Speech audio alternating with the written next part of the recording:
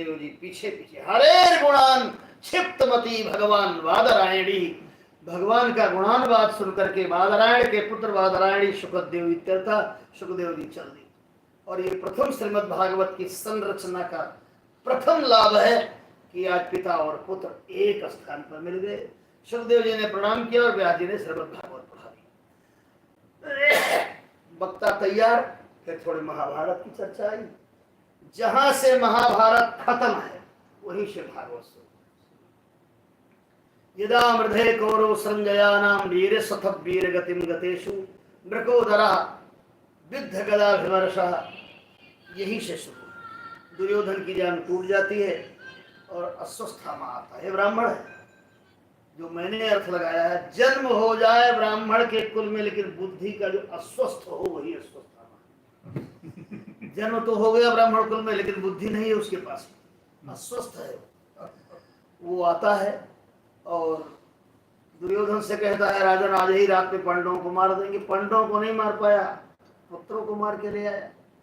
दुर्योधन प्राण त्याग देता है, इधर बाण चला देता है पड़े पड़े ये स्वस्थामा, और वही बाण जब उत्तरा के गर्भ के समीप में आता है तो इस वर्ष तो अयोध्या में 9 दिन इसी पर चला है। पाहि पाहि महायोगिन देव देव जगतपति, 9 दिन इसकी व्याख्या हुई है। उत्तरा का गर्भ जलने जा रहा है और उत्तरा भागी है। बहुत लंबा प्रसंग हो जाएगा। हम तो यही अर्थ लगाए कि उत्तरा के गर्भ में ही समस्त संसार का उत्तर छिपा हुआ था। और वो कहती है पाहि पाहि, हम आपकी शरण में हैं। देखो 4 पांडव खानदान में नारियां हैं। सबसे बड़ी नारी का नाम है कुंती, और सबसे छोटी महिला जो है पांडव खानदान में उसका नाम है उत्तरा। और संयोग देखिए ये दोनों वैधव्य को प्राप्त हो गई। घर की सबसे बड़ी देवी विधवा है और घर की सबसे छोटी देवी विधवा है। बीच में द्रौपदी और सुभद्रा है, ये दोनों सधवा है। गर्भस्थ शिशु जल न जाए इसलिए दौड़ी, और कहाँ जाती है वो? 3 उसकी सासू हैं, अजिया सासू हैं, 5 उसके ससुर हैं। और अर्जुन तो उत्तरा को अध्ययन भी कराए हैं ब्रह्मला बन करके, लेकिन कहीं नहीं। वो जानती है ये संसार वाले हमारी कोई मदद नहीं कर पाते। सीधे भगवान के पास जाती है और कहती है हे प्रभु हमारी रक्षा करो। कैसे रक्षा करें? मैं मर जाऊं, मेरे गर्भ को बचा लो। कैसे बचा ले? बोले महाराज महायोगी, एक सामान्य योगी न जाने क्या क्या चमत्कार दिखा देता है, और आप तो महायोगी, तो क्या चमत्कार दिखाना है? बोले मेरे गर्भ में प्रवेश कर जाओ, मेरे गर्भस्थ शिशु को बचा लो। भगवान ने कहा पागल हो गई हो, गर्भ में तेरे कैसे प्रवेश करूं? तेरे गर्भ में प्रवेश करने का अधिकार तेरे पति को। अरे कहा जगतपति, आप तो जगत के पति हो। मेरे पति के न रहने के बाद मैंने आप ही को तो पति स्वीकार किया, आप सारे संसार के पति हो। और रीझ गए हमारे भगवान उत्तरा की प्रार्थना पर, और धन्य है उत्तरा। उत्तरा जैसी देवी आपको नहीं मिलेगी, भागवत में नहीं, त्रैलोक्य में नहीं मिलेगी।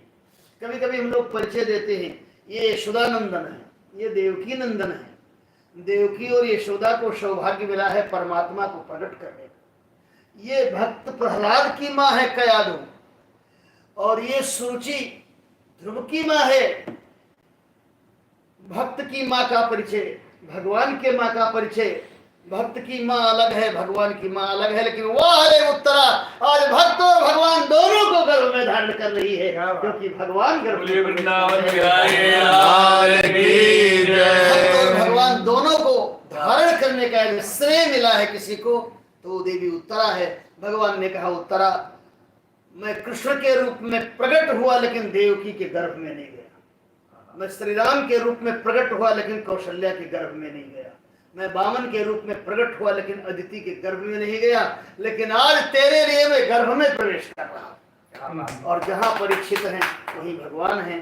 और ज्यादा न कह करके क्या बजा, हाँ तो इतना बस एक बात कह करके विराम देते हैं। जो मैंने अर्थ लगाया है भागवत का, अभी आपने सुना कि सुखदेव जी जब गर्भस्थ है तो भगवान गए, और परीक्षित जी गर्भस्थ है तो भगवान गए। क्या मतलब है? मानो सुखदेव जी को भगवान गर्भ में कथा कहने का प्रशिक्षण दे रहे थे, और